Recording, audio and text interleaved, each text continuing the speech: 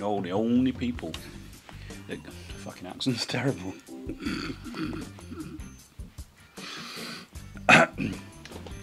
Go get in a character. Go south. Go deep. Go south. Go deep.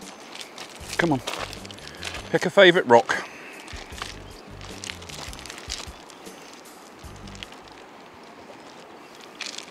Hello, welcome to the Socha River near Kobarid. About 45 minutes drive from where I live in Kobarid, and it couldn't be more different.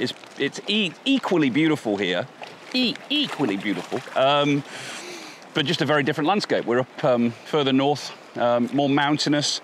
The Socha is a glacial lake. It's utterly stunning, and it's world renowned for its fly fishing and kayaking and water sports, and it's a pretty special place, I have to say. So I've driven to Kobarid for a reason. Back in February 2021, I was on the other side of the river. It's actually a little higher now, and it's all grown over, so it's actually harder to get to where I was there. But whilst I was here, I thought, wouldn't it be fun to just take a little souvenir, you know? Whenever I'm around anywhere, if I see anything interesting that I can just take with me, I do it. So I found this piece of stone, this old piece of stone with a little bit of carving in it. And I took it with me. And ever since then, things haven't been going right. So I'm at the point now where I'm not a superstitious guy, but I'm like, I'd sod it. I'll try anything. Maybe I'm cursed. Maybe this is part of an old grave. And so I've come back today to place the stone back from where I found it in a bid to end the curse. So I'm going to go across the river, and we're going to put the stone back, and hopefully, before we do some cooking today, my curse will be lifted. So here I am at the spot that I found it. Going to put it back carefully.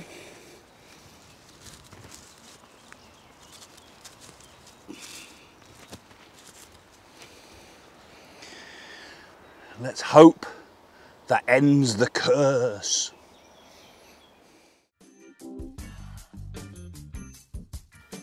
So I went back to the other side of the river and thought I'd make myself a little bit of scrambled eggs with some leftover vegetables. Not really noteworthy enough to film me making, but it was very relaxing nonetheless. A beautiful spot to just sit and eat.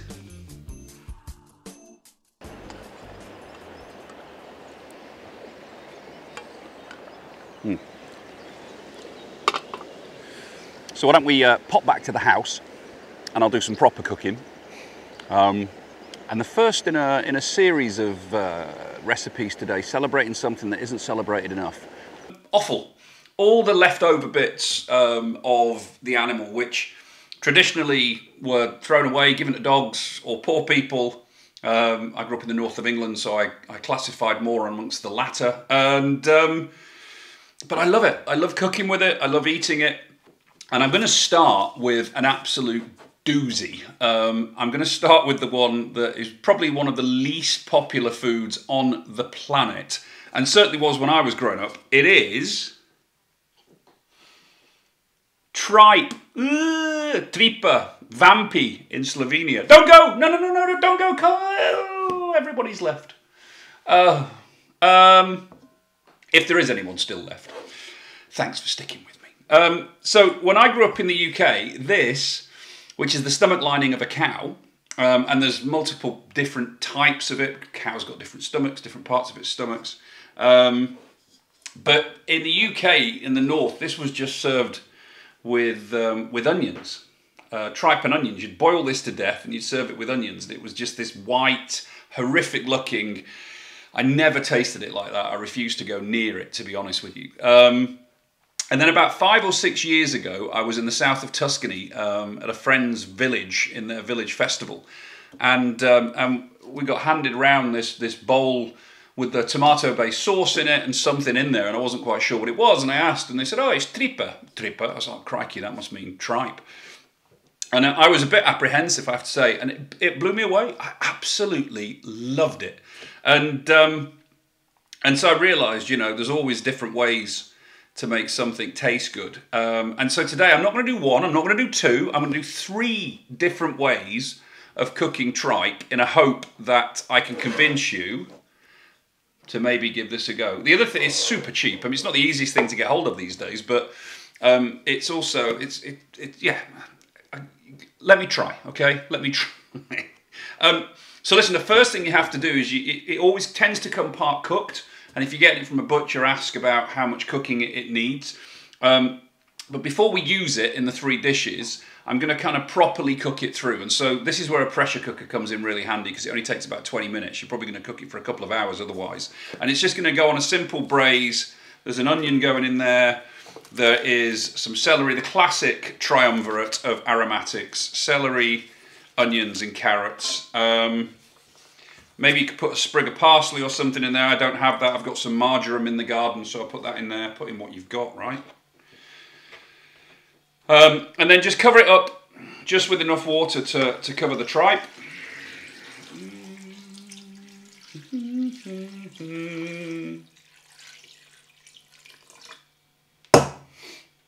And then that's going to go into our pressure cooker for about 20 minutes, 20 to 30 minutes. And then when it's done, I'm going to drain it, rinse it with cold water, and then we'll be able to finish off our 3 dishes, which are so simple, I promise you. Super quick and easy cooking. Be open-minded. Back in a bit. Our tripe is cooked and drained and chilled. I'm sure you can agree, it looks delicious. I know it looks rank. Trust me, bear with me on this. Apologies if you're getting reflections in my specs, but this bit I need to do with my specs on, otherwise I'll mess it up. First thing we're going to do is trippa alla fiorentina, Florence style tripe, and this was the one I had when I was down in Tuscany, not surprisingly. So we're going to start with quite a copious amount of olive oil, it has to be said. You want quite a little bit of olive oil for this. And the great triumvirate of aromatic vegetables: onions, celery, carrot, right? And I've got 2 little bay leaves, or 1 normal sized bay leaf. So the onion, the celery and the carrot we put into the pan. Now traditionally you'd use a terracotta style pan or a heavy cast iron pan. Might even do it over an open fire. So you certainly wouldn't use this crappy setup, but this is what I have at the moment where I am, and so this is what we shall use. So in with the bay leaves, and I am just going to sweat down that mix there. We're going to sweat that down so it's transparent but not browned, and then we'll come back and we'll finish it off. Okay, so our onion, celery and carrot is all now translucent. I'm going to throw in there a chopped clove of garlic. You don't want to cook the garlic at the same time you cook the other stuff, because it will burn and go bitter. You just want it to very quickly cook through to release its flavour. I'm going to put about 300 grams of our tripe in, which is about 1/3 of what I have here. Oh, this is the bit where the idiot in front of you didn't realise his memory card was full. So we'll rejoin the action shortly later. I've added the tripe, I've added a glass of white wine, mixed that down, and we're just waiting for that white wine to reduce. Okay, we're back. That wine has now reduced right down, if you can see that. And we're now going to add about 1/3 of a jar of tomatoes, which I've just blitzed down. San Marzanos, of course, which, if they are good San Marzano, if they're good San Marzanos, they'll be grown on the side of Mount Etna, which is where San Marzanos are meant to come from. So in goes that tomato, and that is effectively that. You've just got to let that now cook down really gently for about 30-40 minutes, and that is trippa alla fiorentina.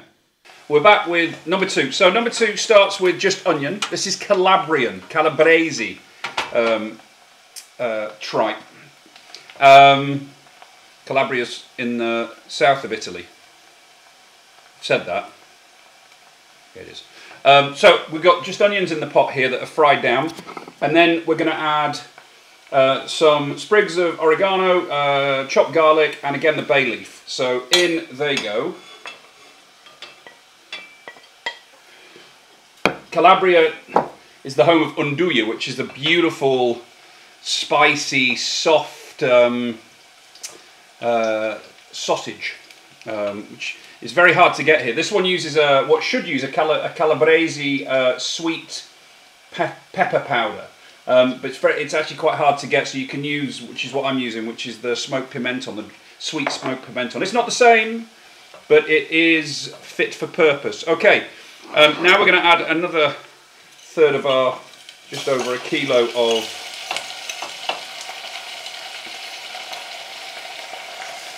vampi, tripe.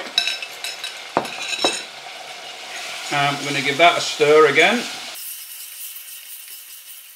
I think this is the last week of this setup, because sitting here cooking at the eye height, just so I can be on camera, is bloody awkward, and I don't like it. So next week we'll set something different up. Okay, so that's there. Now red wine. So this is a Italian Merlot. Just going to add a little bit of the red wine. Maybe a touch more in the spirit of Anthony Bourdain and Keith Floyd. Just going to let that reduce slightly. Now, what I will say about all of these recipes, I took quite a while looking for different versions of the same recipes. Now, the problem you've always got is it's very, very hard to find one definitive version for this. So if you are Italian and you're looking at some of this with your head in your hands, well, let me know in the comments where I've gone wrong according to you. I'm always keen to learn. I've kind of picked what I felt was the most authentic recipes from the ones I can find. These days what happens is you get bloggers and vloggers who just leave out things that they don't like. For instance, the first recipe for the Fiorentina style had no garlic in it, and that just felt very wrong to me. So I looked, and every other recipe I found had garlic. So in garlic went. So there you go. Anyway, I'll be back briefly after this is reduced down, and we'll finish off the calabrese. So we're back. What was that noise? So that has reduced down nicely. If I hold that up so you can see it without me pouring it all over the table.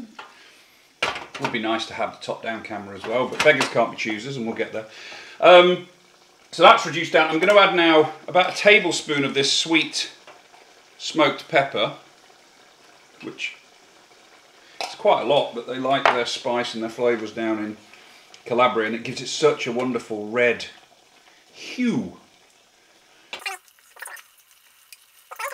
You see there how it's changed the colour already, you see, that's beautiful. And then again in with the tomatoes, about a third of a can. And then just a touch of, all the recipes talk about water or broth. I mean, if it's a choice, I'll always use broth because it's got a little bit more depth of flavour in there. Same even with the Fiorentina. If it reduces down and looks a little dry, just add a little bit of broth or water. I'm going to put this in at the start. Just a little bit of beef broth. And then again, cover and cook that. Now, another little difference with this recipe is after about 30 minutes, 20 to 30 minutes, you want to add a bunch of chopped up potatoes.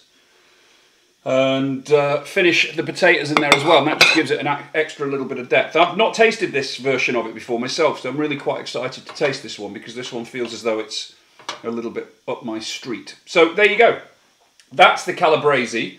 The last one we're going to do is a version from Trieste, which is about 45 minutes from here, in Slovene, Vampi po Tržaška. Tržaška. You have to say it like Sean Connery. Tržaška. I don't even have a racket. So, back with the Vampi po Tržaško. So already a little bit of a difference at the start of this one, because it's onions and it's roasted bacon or pancetta. So we're going to start with the onions and the pancetta. That's going to go into a pan. We're going to sweat that down, add some garlic, and then we'll come back with the more interesting stuff. See you in a bit. So the bacon and the onion is cooked down. I'm I'm going to quickly add 2 cloves of garlic. Give that a little stir. And now this dish, interestingly, takes 2 big tablespoons of breadcrumbs, which is interesting, isn't it? So put some breadcrumbs in there. It takes then also a good teaspoon of sweet red pepper, which is interesting because it's not really an ingredient I would associate with Trieste and that region of Italy. And instead of the tin tomatoes, it takes a tablespoon of tomato puree, which is different, but you know, similar flavours, of course. And actually, there's most regions in Italy have their own recipe for tripe, but there's a trippa alla romana, which is a similar variation on these themes as well, the Roman version. But you'll see here, again, you've got that redness, but it's a much richer, deeper, redder mixture. Put that down slightly, and then I'll add the last of my tripe.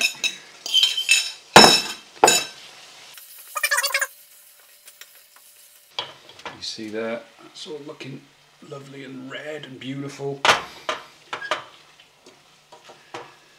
And then a little bit of stock.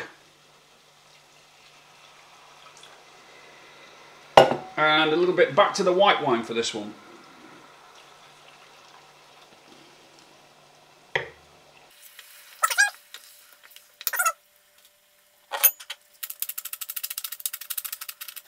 And there you go. That is your Vampi po Trzaska, or your Trieste style tripe. Cook that away again for 30 minutes or so, 30-40 minutes, and that'll be done. Okay, so we're back with 3 finished dishes. The trippa alla Fiorentina, here on the left, finished with Parmesan. The trippa alla Calabrese, and the Vampi po Trzasko. Slovenian's hard. That's also finished with Parmesan. The Calabrese you typically finish apparently with some of the special red pepper flakes from the region, but I didn't have any of those, so we're not going to use them. Right, so time to taste, huh?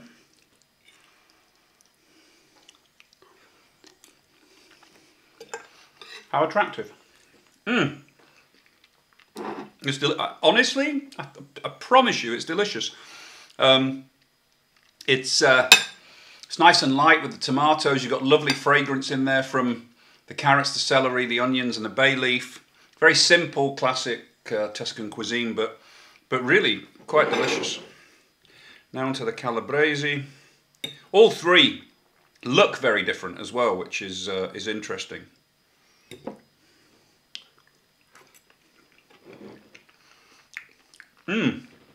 Wow, completely different. That's sweet. That sweet pepper comes through. It's rich. It's not hot or spicy. The flakes at the end would have been quite nice actually, because it could have taken a bit of a hit. The potatoes give it a lovely extra texture. Obviously the red wine in there as well makes it a little richer. That's delicious, I have to say. Very different, really beautiful. And finally the Trzaska, which it's got a nice consistency because of those breadcrumbs. The sauce is thicker.